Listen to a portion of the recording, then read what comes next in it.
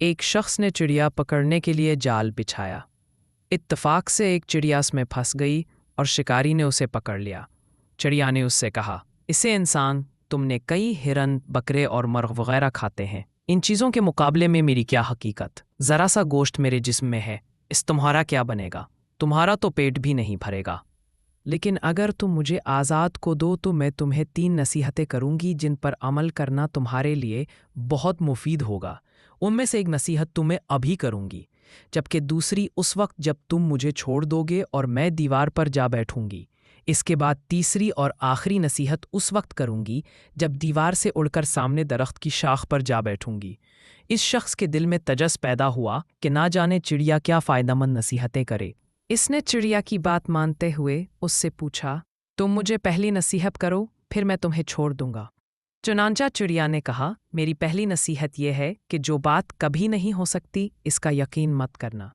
یہ سن کر آس آدمی نے چڑیا کو چھوڑ دیا اور وہ سامنے دیوار پر جا بیٹھی، پھر بولی، میری دوسری نصیحت یہ ہے کہ جو ہو جائے اس کا غم نہ کرنا۔ اور پھر کہنے لگی، اے بھلے مانس، تم نے مجھے چھوڑ کر بہت بڑی غلطی کی، کیونکہ میرے پیٹ میں پاؤ بھر کا انتہائی نایاب پتھر ہے۔ اگر تم مجھے ذبح کرتے اور میرے پیٹ سے اس موتی کا نکال لیتے تو اس کے فروخت کرنے سے تمہیں اس قدر دولت حاصل ہوتی کہ تم بہت بڑے رئیس بن جاتے۔ اس شخص نے جو یہ بات سنی تو لگا افسوس کرنے اور پچھتایا کہ اس نے چڑیا کو چھوڑ کر اپنی زندگی کی بہت بڑی غلطی کی۔ اگر اسے نہ چھوڑتا تو میری زندگی سنر جاتی۔ چڑیا نے اسے اس طرح سوچ میں پڑے دیکھا تو وار کر درخت کی شاخ پر جا بیٹھی اور بولی، اے بلے مانس، ابھی میں نے تمہیں پہلی نصیحت کی جسے تو بھول گئے کہ جو بات نہ ہو سکنے والی حواس کا ہرگزی یقین نہ کرنا، لیکن تم نے میری اس بات کا اعتبار کر لیا کہ میں ٹانک بھروزن رکھنے والی چڑیا اپنے پیٹ میں پاؤ وزن کا موتی رکھتی ہوں۔ کیا یہ ممکن ہے؟